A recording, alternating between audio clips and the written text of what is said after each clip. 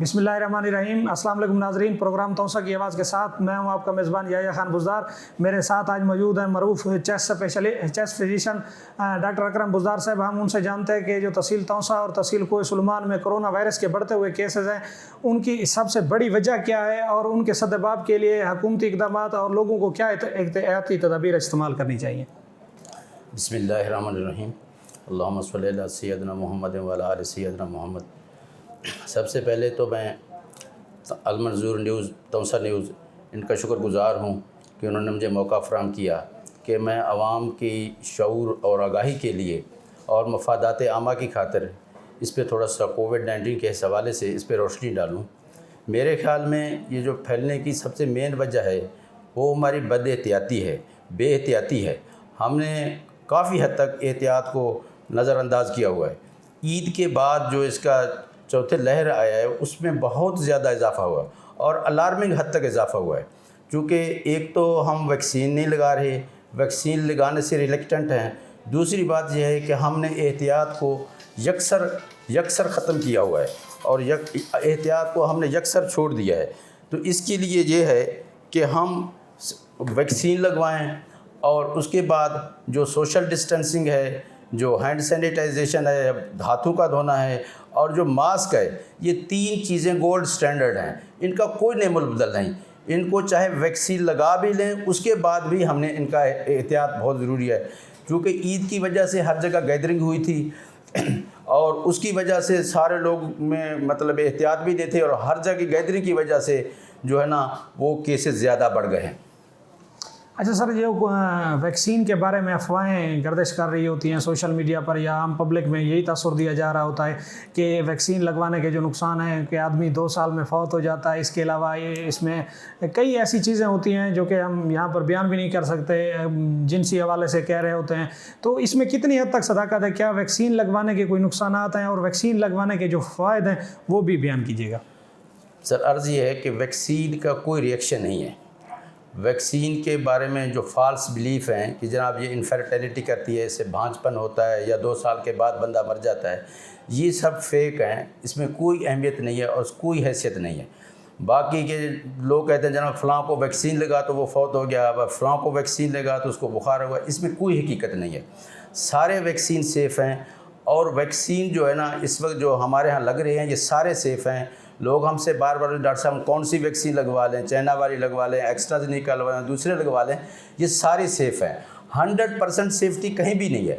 थोड़ा बहुत मतलब मिलेज है, बुखार है, जिस्म दर्द होता है इसमें, लेकिन ओवरऑल ये सारे वैक्सीन सेफ़ हैं।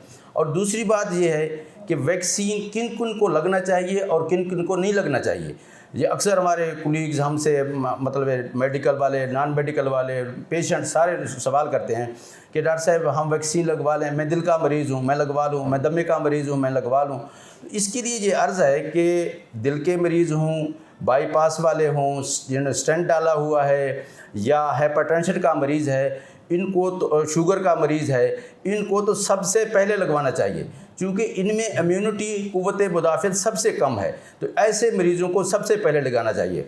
और दूसरा सवाल आता है जनाब लैक्टेटिंग मादर है, हामिला ख़वातीन हैं, मतलब दूध पिलाने वाली जो माएँ होती हैं बच्चों को, तो क्या वो लगवा सकती हैं? बिल्कुल।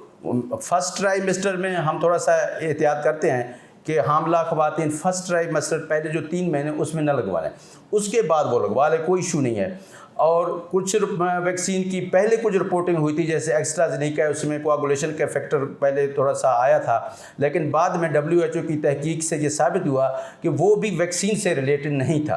तो इसलिए हामिला ख़वातीन और बच्चों को दूध पिलाने वाली माएँ जो हैं वो भी, चूँकि इसमें एंटीबॉडी जो होते हैं डेड होते हैं, ये मिल्क में सेक्रीट होकर कोई नुकसान नहीं पहुँचाते, तो लैक्टेटिंग मदर भी जो है ना वो लगवा सकती हैं।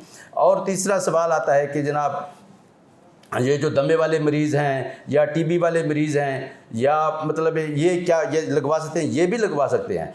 और ये पूछते हैं कि जब 60-70 साल से जो ऊपर वाले लोग हैं क्या वो लगवा सकते हैं? उनको भी अभी WHO की तहकीक आई है कि वो भी लगवा लें, उनके लिए भी बहुत ज़रूरी है।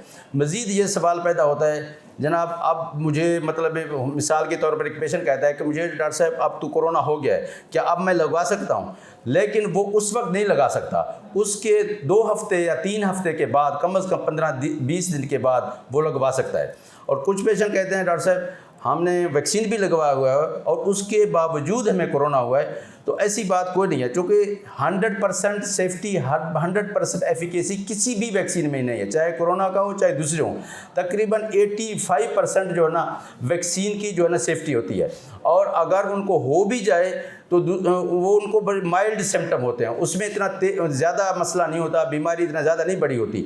और दूसरी बात यह है कि एक आदमी है, उसने मतलब आज कोरोना का वैक्सीन लगाया है तो उसको 2-3 दिन के बाद कोरोना हो गया, तो इसका मतलब ये नहीं कि वैक्सीन की वजह से हुआ है। इसकी इंक्यूबेशन पीरियड जो है ना वो 14 दिन की है। अब 14 दिन से पहले इसके अंदर जरासीम मौजूद थे, अब वो अभी आके ज़ाहिर हुआ है। ये नहीं कि वैक्सीन की वजह से उसको हुआ है, बल्कि वैक्सीन की वजह से नहीं हुआ, वो तो पहले जरासीम मौजूद था, अब वो वैक्सीन को ब्लेम कर रहा है। तो इसलिए गुजारिश है कि आप वैक्सीन बिलाझिझक लगाएं, इसमें ना कोई इनफर्टिलिटी का मसला है और इसमें ना कोई खुदा न खास्ता कोई और प्रॉब्लम है। वैक्सीन वो इंतहाई ज़रूरी है। मैं यहाँ डेली प्रैक्टिस में पेशेंट देख रहा हूँ तो 95% पे केसेस जो है ना वो अनवैक्सीनेटेड हैं। मैं उनसे हिस्ट्री लेता हूँ, भाई आपने वैक्सीन लगाया और नहीं, तो जो 5% लोग हैं जो आते हैं उनको वैक्सीन लगा हुआ है, किसी को माइल्ड सिम्टम होते हैं। इतना सीवियर डिजीज़ वैक्सीन लगे हुए मैंने किसी पेशेंट में अपनी प्रैक्टिस में नहीं देखा। तो मेरे सारे दोस्तों से गुजारिश है, मेरा मैसेज है कि खुदारा वैक्सीन लगवाएं, और इसमें जो है ना कोई किस्म की रिएक्शन का खुदा न खास्ता या किसी किस्म का साइड इफ़ेक्ट नहीं है। और ये बीमारी अल्लाह पाक की तरफ से एक आजमाइश है, और इस पर जो है ना अल्लाह पाक की तरफ मुतवज्जे हैं और अपने गुनाहों पे इस्तिग़फ़ार करें और वैक्सीन खुदारा लगाएं और अपने ज़िम्मेदार शहरी होने का सबूत दें। वैसे आपके पास रोज़ बरोज़ मरीज़ आ रहे हैं, किन इलाकों में इसकी शरह ज़्यादा पाई जा रही है? आपके पास काफ़ी तादाद में हमने देखा है कि मरीज़ बाहर भी अब भी मौजूद हैं, ये किस इलाकों में इस वक्त ज़्यादा मुतासर कर रहा है? सर सारे एरिया मुतासर हैं, बिलखुसूस तोंसा सिटी है, इसी तरह जो पेरीफ्री हैं, बस्ती बज़दार है, मंगरोठा है, और इसके अलावा जल्लू वाली है, मकबल कलां है, ये स्पेशली मुतासर हैं। बेट का एरिया इतना ज़्यादा मुतासर नहीं है। ये हमारा ट्राइबल एरिया में इक्का दुक्का केसेस मानका से और कुतबा बंद जमक इस तरफ से रिपोर्ट हुए हैं। भारतीय साइड में भी बहुत कम केसेस रिपोर्ट हुए हैं, लेकिन जो मेन इसका फोकस सिटी और ये जो मैंने गाँव के नाम लिए हैं इनमें रेशो बहुत ज़्यादा है और डेथ रेट भी इनमें बहुत ज़्यादा है। अच्छा डॉक्टर साहब, कोविड के हवाले से जो लोग मुतासर हो रहे हैं उनमें से काफ़ी तादाद है जो ख़ुद को घर में क्वारंटाइन कर रहे हैं, तो उनके लिए भी कोई खुराक और कोई दवाएं आप सजेस्ट करें? तो लोगों का सवाल होता है कि उनके लिए खुराक क्या हो, और आप क्या तजवीज़ करेंगे, क्या वो ख़ुद को घर में क्वारंटाइन करें या वो अस्पतालों का रुख करें? सर अगर माइल्ड सिम्टम हैं, आपको ऑक्सीजन की ज़रूरत, सिंपल ऑक्सीजन की ज़रूरत है, तो आप घर में रहना सबसे बेस्ट है।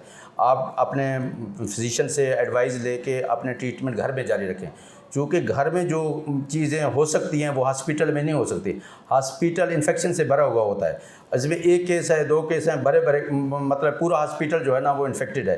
तो अगर माइल्ड केस हैं तो आप घर में ही ट्रीट करें। अगर खुदा न खास्ता उसका मसला ज़्यादा है, ऑक्सीजन से भी ज़्यादा वेंटिलेटर की स्टेज है और उसको हॉस्पिटल में दाखिले की ज़रूरत है, तो फिर वो देर न करें। वो हर सूरत में हॉस्पिटल में हमारे यहाँ एक पैरामीटर होता है, पल्स ऑक्सीमीटर से हम ऑक्सीजन सेचुरेशन चेक करते हैं।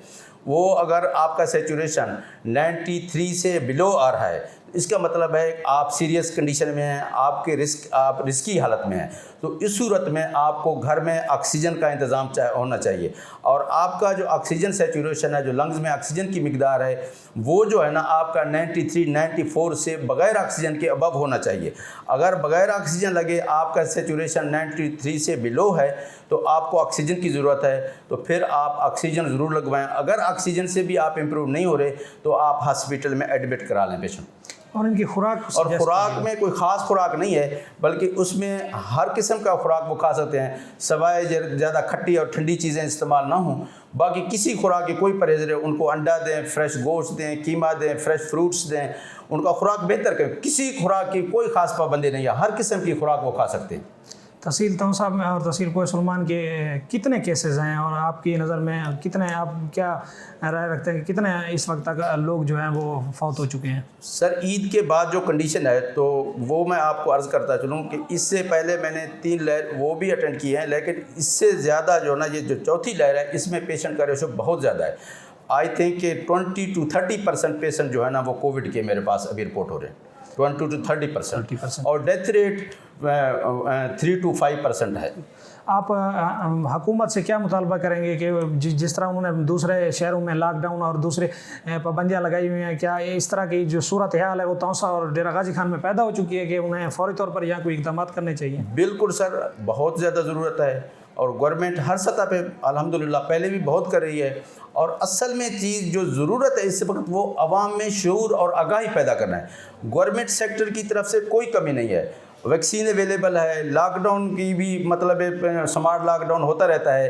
असल चीज़ है कि हम फॉलो करें लोगों में, आवाम में। मेरा सोशल मीडिया से भी ये रिक्वेस्ट है, आप लोगों से भी मतलब न्यूज़ के हवाले से भी रिक्वेस्ट, आवाम में शऊर पैदा करें, आवाम में आगाही पैदा करें कि भाई आप सोशल डिस्टेंसिंग रखें, मास्क पहने, आप मतलब हाथ से हाथ न मिलाएं। अब सोशल डिस्टेंसिंग में क्या फ़र्क पड़ता है, हाथ न मिलाने से क्या फ़र्क पड़ता है? ये चीज़ असल में आगाही देनी होती है आवाम को, क्योंकि आवाम में जब तक आगाही नहीं होगी, जैसे मैंने वैक्सीन का जिक्र किया, अब 95% लोगों ने वैक्सीन नहीं लगाया हुआ। मैं ये दावे से कहता हूँ 95 ना सिर्फ तो 90% लोगों ने नहीं लगाया हुआ। आप किसी से भी पूछ लें, पढ़े लिखे लोग हैं, उनसे पूछते हैं वैक्सीन लगवाए हुए? नहीं डॉक्टर साहब लगवाना है। कब लगवाएंगे? तो अब जब इतना ज़्यादा रेशो है तो अभी भी अगर वैक्सीन इन्होंने नहीं लगाई तो इसके लिए बड़ी दुख की बात है। बाकी गवर्नमेंट लेवल पे ये अर्ज़ है कि वो स्मार्ट डाउन हो, और इसके अलावा जो रश वाली जगह है, स्पेशल बैंकिंग है, हॉस्पिटल है, दूसरे जो रश वाली जगह नादरा है, तो वहाँ पे स्पेशली वो डिस्टेंसिंग का और मास्क का और हैंड सैनिटाइजर का ख्याल रखें। ये बहुत ही ज़रूरी है। जी, डॉक्टर साहब का कहना है कि अफवाहों पर बिल्कुल भी कान ना धरें और कोविड-19 की वैक्सीन लाजमी लगवाएं, इसमें किसी किस्म का कोई ख़तरा नहीं है। और ज़्यादातर जो केसेस देखने में आए जा रहे हैं वो इसी वजह से हैं कि लोग इस वक्त वैक्सीन नहीं लगवा रहे हैं, और उसकी मेन वजह यही है कि लोगों में जो अफवाहें फैलाई गई है। इसके अलावा डॉक्टर साहब का ये भी आवाम के लिए मैसेज है कि वो सोशल डिस्टेंस रखें, मास्क पहनें, सैनिटाइज़र का इस्तेमाल करें, और हुकूमत से भी उन्होंने ये अपील की है कि यहाँ पर एक स्मार्ट लॉकडाउन होना चाहिए, क्योंकि यहाँ जो केसेस की शरह है वो काफ़ी हद तक ज़्यादा है। डॉक्टर साहब बहुत शुक्रिया, आपने हमें और आवाम के लिए इतना वक्त निकाला, उनको एक अच्छा मैसेज दिया है। मुझे और मेरे तकनीकी मोमिन आमिर सोहेल को दीजिए इजाज़त। अल्लाह हाफ़िज़।